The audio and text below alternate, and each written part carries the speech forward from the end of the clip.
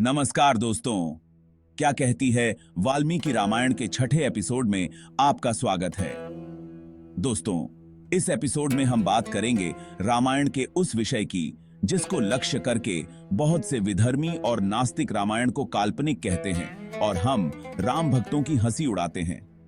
जी हाँ, वो विषय है हनुमान जी का उड़ना। हम अक्सर ये बात सुनते हैं कि हनुमान जी उड़कर लंका गए थे और सीता जी का पता लगाया था और वो एक वानर भी थे। इस पर अक्सर सनातन विरोधी यह सवाल उठाते हैं कि एक वानर उड़ कैसे सकता है, और इन्हीं कुतर्कों से भ्रमित करके वो हमारे युवाओं का धर्मांतरण तक करवा रहे हैं। लेकिन मूल रामायण, जो कि वाल्मीकि रामायण है, उसका जनमानस से विलोप हो जाने और बाद की रची रामायणों को ही सत्य मान लेने के कारण हम सत्य को नहीं जानते और उन्हें जवाब देने की बजाय उन्हीं के झांसे में आ जाते हैं। तो आज के इस वीडियो में हम इन्हीं दो बातों पर चर्चा करेंगे कि यदि हनुमान जी एक कपि थे और उन्होंने उड़कर समुद्र पार किया था, तो इस पर वाल्मीकि जी ने क्या लिखा है। इस एपिसोड में मेरा प्रयास है कि जैसा वाल्मीकि जी ने वर्णन किया है, बिल्कुल वैसा ही आपके सामने रखूं। इसलिए कुछ बातें आपको बोर भी कर सकती हैं, लेकिन वास्तविकता जानने के लिए कृपया वीडियो को अंत तक अवश्य देखें और इसके आगे के भी सभी एपिसोड्स आपको नोटिफिकेशन के माध्यम से मिलते रहे। इसके लिए चैनल सब्सक्राइब करके बेल आइकॉन दबाना न भूलें। तो दोस्तों, पहले इस बात की पड़ताल करते हैं कि क्या हनुमान जी सच में कपि थे। तो इसके लिए हमें सुंदरकांड के प्रथम सर्ग के इन श्लोकों का अवलोकन करना होगा, जिससे हमें उनके स्वरूप की सही सही जानकारी मिले। पिंगे पिंगाक्ष मुख्यस्य बृहति परिमंडले चक्षुषी संप्रकाशते चंद्र सूर्य विवोदितो मुखम नासिकाय तस्य ताम्रया ताम्रमाभौ संध्या समभिस्पृष्टम यथा तत्सूर्यमंडलम लांगुल चक्रेण महान शुक्ल दंस्त्रो नीलात्मजः विरोचत महाप्रज्ञः पूर्वे शिव भास्कर स्फिग्देशेनाभिताम्रेण राजा स महाकपि महता दारितेनेव गिरिर्गरिक धातुना। अर्थात वानरों में श्रेष्ठ हनुमान जी की गोल चौड़ी भूरी आंखें पूर्णतः उदय हुए सूर्य और चंद्रमा के समान चमक रही थीं, और वे पिंगल रंग अर्थात भूरे रंग के थे। लाल नासिका के कारण उनका मुख ऐसी लाली लिए थे कि मानो संध्या काल का लाल सूर्य चमक रहा हो। महान बुद्धिमान हनुमान अपने विशाल शरीर और सफेद दांतों के साथ अपनी गोलाकार पूंछ से घिरे हुए सूर्य की तरह चमक रहे थे। वे महाबली हनुमान जी अपने लाल रंग के नितंबों के साथ ऐसे चमक रहे थे जैसे कोई पर्वत हो जिस पर लाल गैरिक औषधि का एक बड़ा सा भंडार टुकड़ों में टूटा हुआ हो।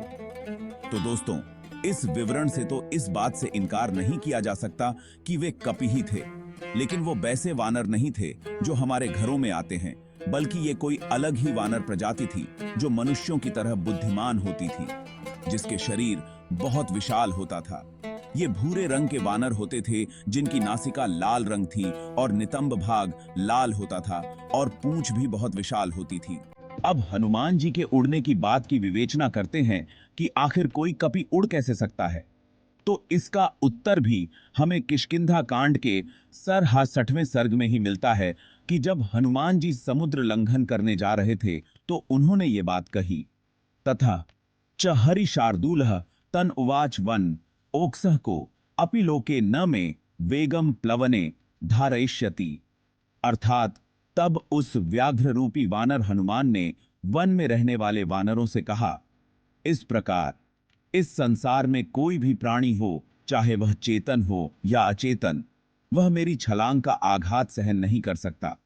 अब वे कैसे इतनी ऊंची छलांग मारते थे, उसके बारे में भी सुंदर कांड के प्रथम सर्ग में श्लोक 11 में ऐसा वर्णित है कि हनुमान जी ने समुद्र लांघने की इच्छा से दोनों भुजाओं और पैरों से महेंद्र पर्वत को जहां वे खड़े थे इस प्रकार जोर से दबा दिया कि वह कांप उठा।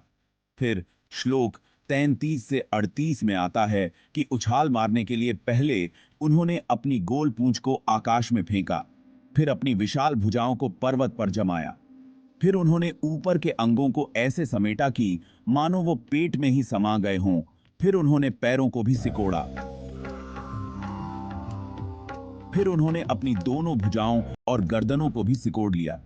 उन्होंने अपने मार्ग को देखने के लिए नेत्रों को ऊपर उठाया और अपने प्राणों को हृदय में रोका, यानी कुछ योग या प्राणायाम जैसी क्रिया की। फिर श्लोक 44 में आता है कि ऐसा करते हुए उन्होंने ऊपर की ओर जोर से छलांग मारी। तो इस प्रकार हम देखते हैं कि हनुमान जी कहीं उड़ते नहीं थे, बल्कि वे छलांग मारने में निपुण थे और अपनी योग विद्या की वजह से वे दूर तक छलांग मार पाते थे। वाल्मीकि रामायण में हनुमान जी के उड़ने का जो विवरण दिया गया है, वह वास्तव में उड़ान नहीं था, बल्कि अत्यधिक ऊंची और लंबी छलांग मारने की क्षमता थी। हनुमान जी अपने विशाल और शक्तिशाली शरीर, साथ ही अपनी योग विद्या और प्राणायाम के अभ्यास के कारण इतनी दूर छलांग मारने में सक्षम थे। यह छलांग इतनी प्रभावशाली थी कि इसे उड़ने जैसा माना गया। इस प्रकार रामायण के आलोचकों द्वारा जो बातें उड़ान के संदर्भ में कही जाती हैं, वे दरअसल गलतफहमी हैं और वाल्मीकि रामायण में इन घटनाओं का एक तर्कसंगत और प्रामाणिक विवरण मिलता है।